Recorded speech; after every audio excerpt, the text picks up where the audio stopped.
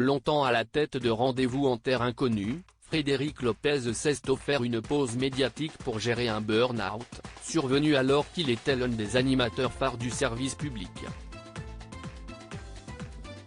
Rendez-vous en terre inconnue, j'étais dans l'action, c'était un voyage, mais c'était avant tout un tournage pour moi, affirme Frédéric Lopez, l'animateur révélé par l'émission où des célébrités partent à l'autre bout du monde pour rencontrer des populations loin de toute civilisation. Cette manière de voir un programme culte du petit écran et de France Télévisions l'a néanmoins abîmé, comme il le confirme à Sophie Davant dans le cadre d'un long entretien à son magazine, S. Rendez-vous en terre inconnue a émotionnellement épuisé Frédéric Lopez. Quand on voit Frédéric Lopez, un animateur calme et qui aime que ses invités se confient dans un dimanche à la campagne, on est ainsi loin de s'imaginer qu'il a aussi vécu des mois très compliqués, où il a été victime d'un burn-out. À mon retour de ces incroyables voyages, dans Rendez-vous en terre inconnue, note de la rédaction, j'étais émotionnellement épuisé. Un sentiment qu'il va porter en lui pendant plusieurs années avant de se rendre compte qu'il en fait sans doute un peu trop. Paris était tellement synonyme de travail qu'il fallait que j'aille ailleurs, que je parte en week-end, que je m'enfuis, quand même.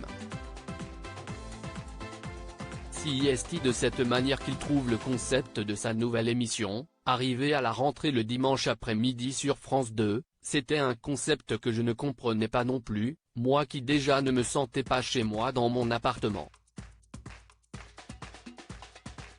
Il admet également avoir eu peur d'être en face de lui-même, tout en vivant très bien la période du confinement. Ça a été pour moi une période très chouette, même si c'est un peu gênant de dire cela. Je ne pouvais pas voir mes amis, certes, mais j'étais dans ma maison.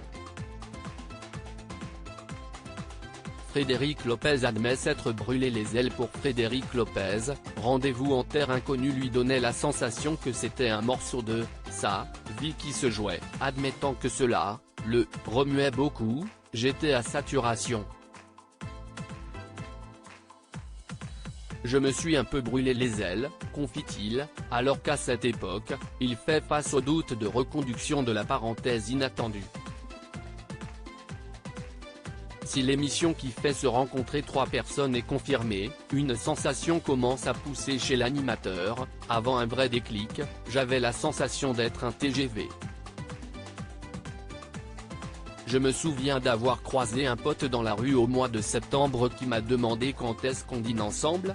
Je me suis entendu lui répondre en novembre. Là, je me suis dit que quelque chose n'allait pas. Aujourd'hui, il admet bien volontiers voir un thérapeute. Si j'étais très hypocrite et que je vous disais non, je mentirais, confie-t-il avec humour. À lire aussi Frédéric Lopez, France 2 nous a commandé de nouveaux numéros de Un dimanche à la campagne.